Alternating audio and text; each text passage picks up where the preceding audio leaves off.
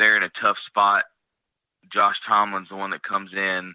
When they need a ground ball, Josh Tomlin comes in. When it's bases loaded and one out, or bases loaded and two outs, Josh Tomlin's the one that comes in and he takes care of the situation because he's a veteran and he's reliable. And I feel like Mark Melancon is going to add to that. I feel like Josh Tomlin's going to slide into more of a spot starter role. Josh Tomlin's going to slide into more of a long relief role. And it's going to allow Mark Melancon to come in and basically, and I'm not putting him because he's not having this good of a season, but more or less he's going to be our Andrew Miller that the Cleveland Indians had a couple years ago when they went to the World Series. He's going to come in and he's going to get outs in those difficult situations, those high pressure situations. He's going to come in and get those outs because he's the most veteran person on the staff. As far as bullpen is concerned. If you think about it, Josh Tomlin's been a starter up until this year. That's all he's ever done.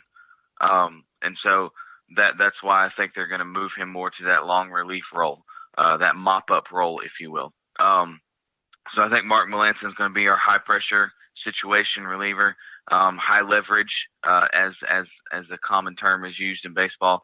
And Shane Green, he's going to be the closer, and I think until the foreseeable future, I would say Shane Green's going to continue to be the closer. I know there's been some issues, and we're going to get into that later.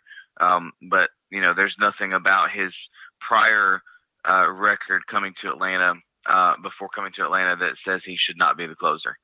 He doesn't have lights-out stuff, but we're starting to see, again, that lights-out stuff as far as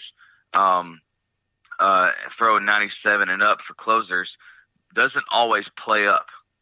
If you look at Kenley Jansen, I know Kenley Jansen's struggling, and some other pitchers, they're struggling. But some other closers are struggling in the game today. But I think that Shane Green's going to be just fine. I think it was a great acquisition. We didn't give up too much for him. Glad to see Travis Demerit, one of the guys that went in the trade for Shane Green. He's already been called up, and I think he went 2 for 4 on his first in his first game with a triple. Yep, his first hit was a triple. Yep. And so glad to see that. He's a good kid. Did a lot for the Braves organization as far as the minor leagues are concerned. Just didn't have an opportunity to play up here in the majors. So overall, I'm gonna give Alex Anthopoulos probably a B plus or an A minus on the trades. A very high B, maybe a low A. I don't think he necessarily knocked it out of the park. But I don't think he necessarily had to. I think he put us more into the conversation with the Dodgers. If the Dodgers had made a trade for a bullpen piece, then I think that we would potentially be looking at our bullpen and still be, a little concerned. But the fact that the Dodgers did not do anything, I think that makes our trades play up a little bit better. So that's my stance. Trey, what you got? Well, again, we sat here a week ago stating that, just show us something. Give the fan base something to be excited about. We understand that Luke Jackson came in a difficult situation where he's never closed before. He's only been inside of the relief. He started a few games way back when. But we understand that our bullpen was struggling, especially the last couple games where that we've given up 5 or 6 runs, and so AA had to do something. We brought in Melancon, who was having a good season. He was about a 3.38 ERA. Okay, we brought in a Chris Martin, who again 4 walks with a numerous amount of strikeouts. So we bring in these guys, and then we bring in literally a true closer, one of the best closers in the game today. I mean, he still is. He has a 1.21 ERA. That's still by far the best ERA among closers in the entire major league. So I was excited when we started seeing these names kind of pop up, and there are so many rumors all season long about who the Braves are going to get. Are we going to get an outfielder? But the biggest acquisition on our offense, Adam Duvall is been fantastic. I know we've talked a little bit about it before we came on air. You know, a lot of the times the biggest acquisitions that we bring in are the ones that are already on your team. Ender Inciarte, I've had texting back and forth with you, and you can attest to this, Jordan, that I said, you know what, I'm pretty happy with Ender Inciarte being in the center field. He's a lot more smoother inside the center field, and his bat's starting to come alive. We understand that he is a second half player, and the second half player has started to come out. So that's been really nice to see. Adam Duvall has been fantastic, and he's still batting overall it's like a 260 something, but back in the major leagues it's above 400. I mean, he already has 6 home runs, just like what Austin Riley did at the beginning of the season. And so he's been nice. We saw Austin Riley hit a home run just the other day as well. So that's been, good to see.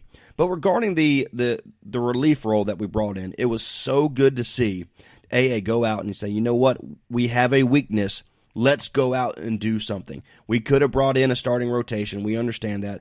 And the conversation we had as well before we came on the air was, maybe there's some pitchers that were left in too long.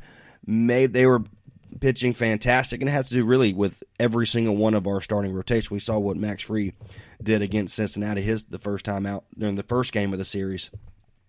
Well, it was a shortened game, 7-inning game, and we didn't have to use any of our bullpen, which was fantastic.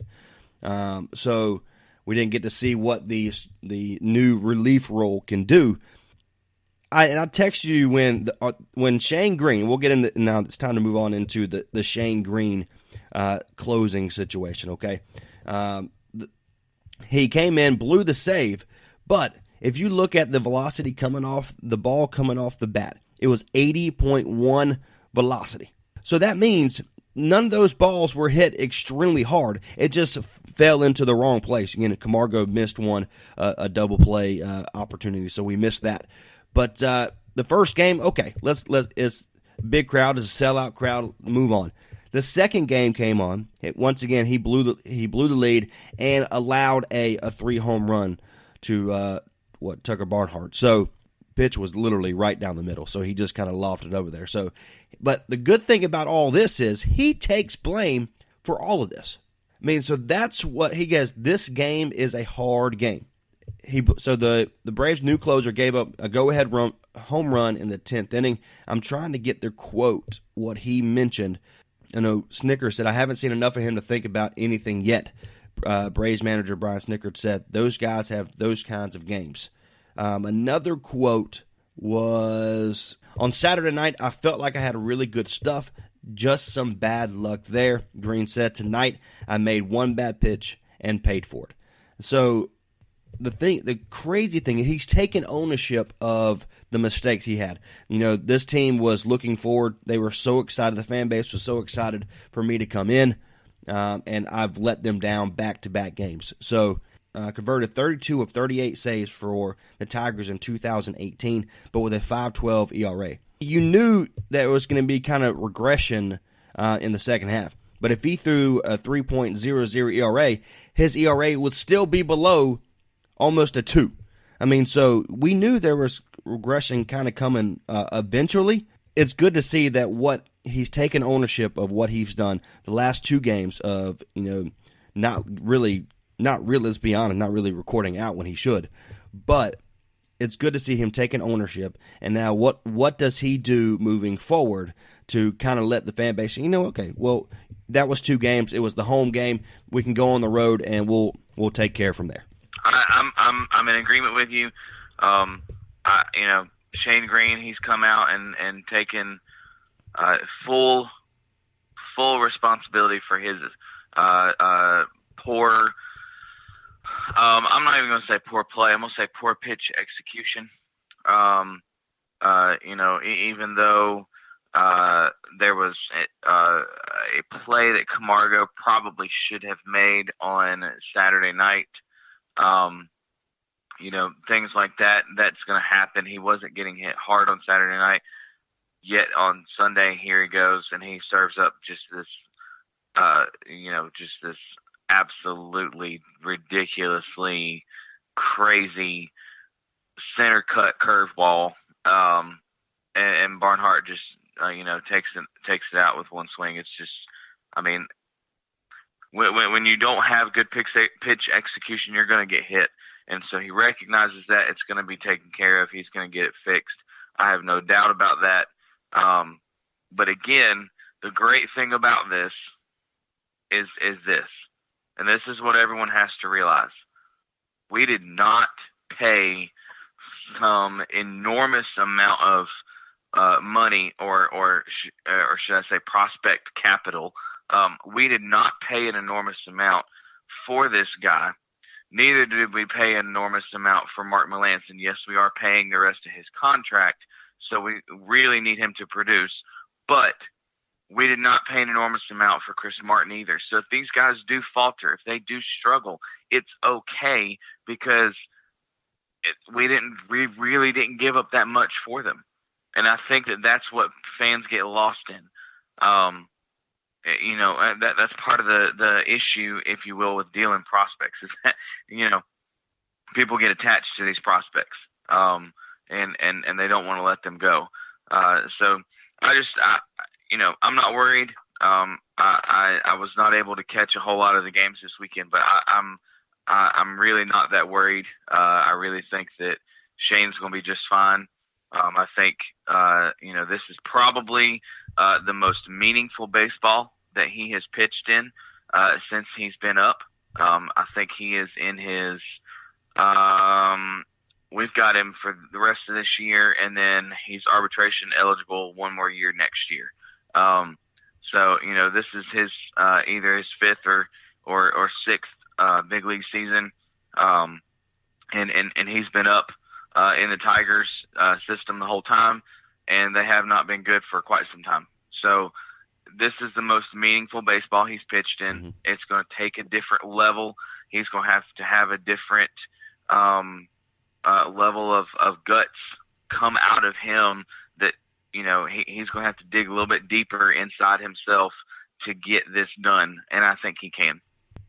He had the best ERA in the game for a reason. So I texted you when the first time he blew the first game he came in, he blew the save, and I said, be ready for all the bashing from all those Facebook groups that we're part of. Because I just knew, this is the Luke Jackson 2.0. Well, what happened to Luke Jackson when he moved into the 10th? He struck out the entire the side, 1, 2, 3. I mean, he struck him out. Luke Jackson has electric stuff. He just wasn't fit for the closer role. And the entire Braves team back Luke Jackson. He has electrifying stuff. And they blame it. We would not be in first place without Luke Jackson. So absolutely. He moved into a much lesser role, should you say, and I hate using that word, but it's the truth. I mean, closer role is the hardest game. The 27th out is the hardest one to get. So it's a tough situation to come in, especially like you mentioned, Jordan, coming into, you had a part of Detroit that had no reason to be a team during the first half, let's be honest. He had a 1.18 ERA. And then he moved in. Now it's right at about a 1.1 or 1.21 ERA. So it's not like it's crazy, but it's a different situation when you're in a first place team. Right now, the Atlanta Braves are 7 games up on the Philly and 7 games up on the Nats. So we're still in a great position to